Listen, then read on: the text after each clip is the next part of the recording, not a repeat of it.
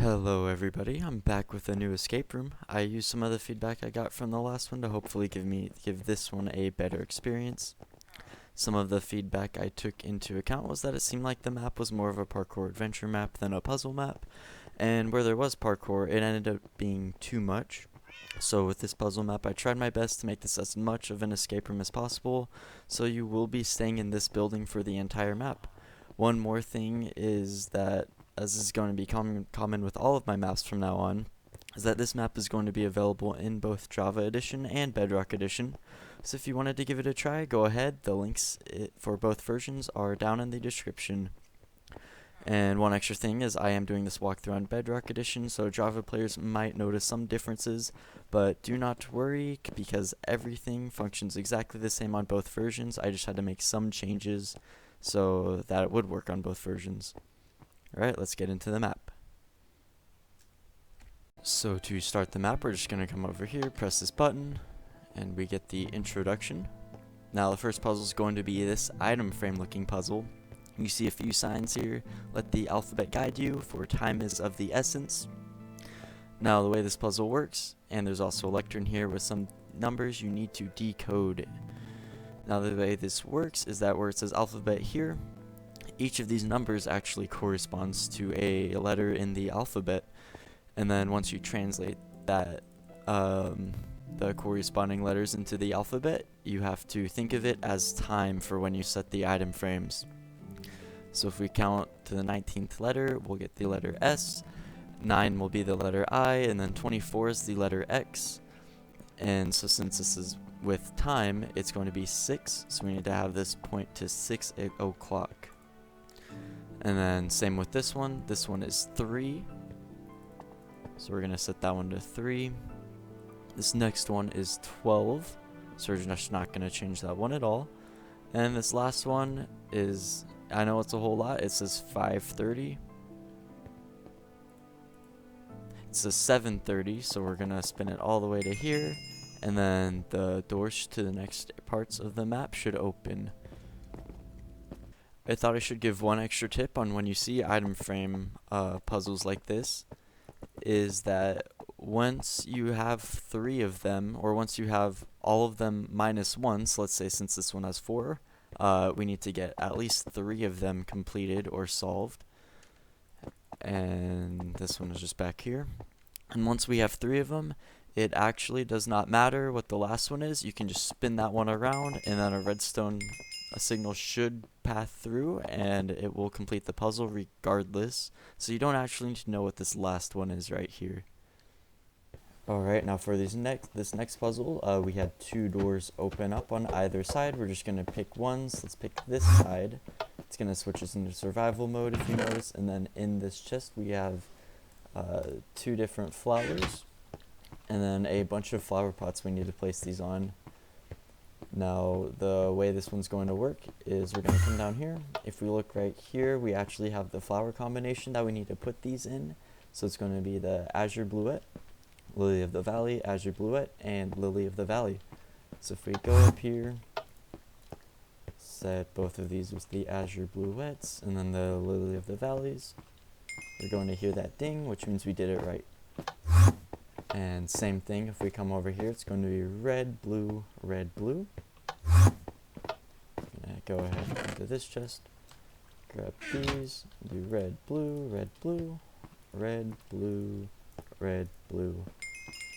Alright, and that ding said we completed this section of the puzzle, and some new walls open up on either side.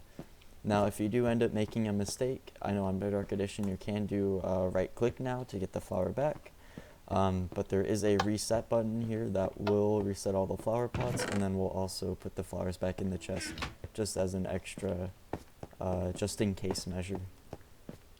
Okay, now that we have this door open up on both sides, we can go ahead and step through here, and we're going to be in this room with some purple concrete right here, and then 4 pressure plates. Now each of these pressure plates will push up a different section of this pattern, and what we actually need to do is make sure all of these purple concretes are pushed upward, so it's just one solid line. And then one extra thing some of you guys might wonder, this just goes to the other side, so through here, over here, and then back over here. And so this one's not too difficult, at least I don't think it is. The correct combination is going to be, if this is 1, that's 2, 3, and 4. It's going to be 1, 2, and 4.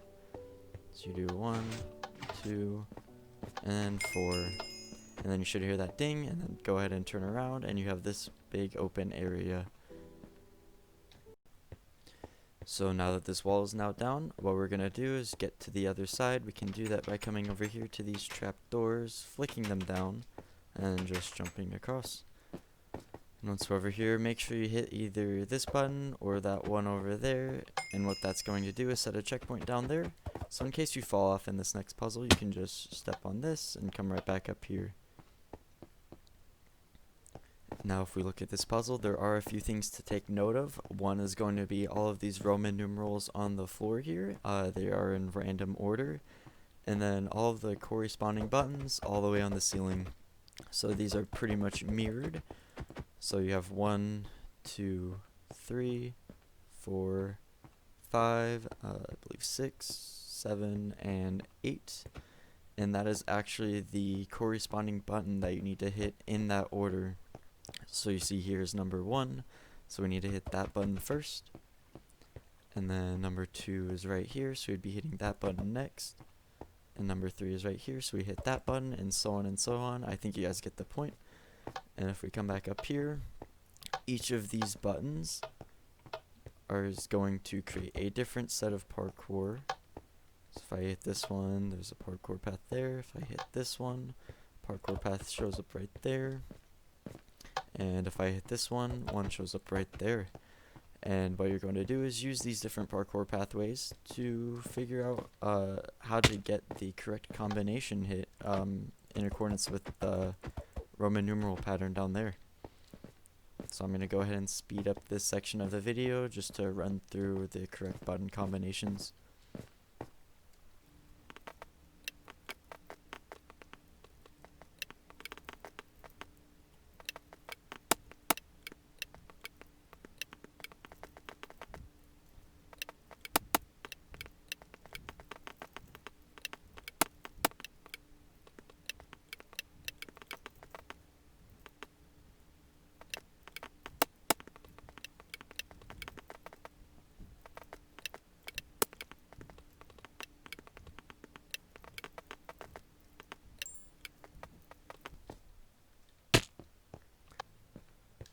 Alright, I'm back for one extra quick note in case you're still having trouble with this one and finding the correct order of buttons. The correct buttons you're going to be wanting to hit to get the correct combination is going to be 1 to get the first one. You're going to hit button 3 to get the second Roman numeral. And then you're going to hit 2 to get the one right there. Then you hit 4 to get Roman numeral 4 all the way in the back. Then you hit 3 again, so you can go ahead and get 5, which is over there. Then you hit 4 once more, because 6 is right next to 4 back there. And then you're going to hit 2, so you can get 7, and then the last one you're going to hit is 1 again, right at the beginning, to hit the last number, which is 8, which is right here. Alright, now we have one final puzzle. That's going to be this 9-digit combination. Now if you notice, after we hit the last button up there, it said that some blocks on the second floor have shifted. So we're just going to come up here. If we look around, look between the little holes in the wall, you're going to see 1, 2, 3, 4, 5. And then I went through the wrong side. And then on this side, it's just going to say 6, 7, 8, and 9. So right here, 6, 7, 8, and 9. There's also going to be a little hint right here. I have not put that in yet, but I was trying to think of what I could do because I feel like this puzzle's somewhat difficult. So the way this one's going to work is you're going to look at these pillars, and this is actually going to signify the order of the combination. So right here is 1. We have 2 right here, 3, 4, I want to say 5, yep, 6, 7, 8, and 9. And if we look closely, these pillars are actually going to line up with the signs with the numbers on them that are back behind the holes in the stairs. So right here's 1, and then we have a pillar right here. 2, we have a pillar down there, you just can't see it. 3, we've got a pillar through down there, yep. And then 4, something there, and then 5, right here we have this one. And so for a quick example, we have 1 right here. The corresponding number, since this is the 4th one, it's going to be the first number is going to be 4. And the second number is going to be this one, and then the side with 6, 7, 8, 9. So 6, 7, the second one is 7. And then we have the third one, which is this one, and it was 1, 2, 3. So you're going to hit 3, 4, which means it's 2. And the fifth one was right here, which should be 6, 7, 8, 9. This one's going to be 9. And we're back on this side, which is 1.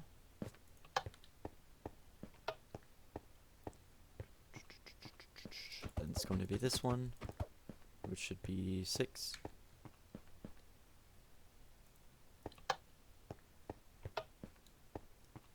This one, which should be 8. And the final one to solve this puzzle map is going to be this one, which was 1, 2, 3, 4, 5.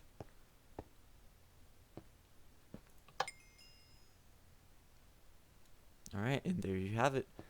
That's going to be it for this puzzle map. This puzzle map was a little bit shorter than my other ones, but I do have a big project I'm going to be working on for my next adventure map. If you liked the video, please make sure to leave a like or leave a comment. If you really like the video, maybe consider subscribing to me. It does mean a lot to me, and I hope you enjoyed this puzzle map. Alright, thank you guys, and have a nice day. I almost forgot to say this, but I have one last thing to ask of everybody. I am going to start adding a difficulty and time rating to my maps. That way it can help out people to see if the map's right for them. So make sure to go ahead and vote on the map. I have a straw poll down in the comments section for you guys to vote on to help other people out. Alright, I will see you guys in the next video. Thank you.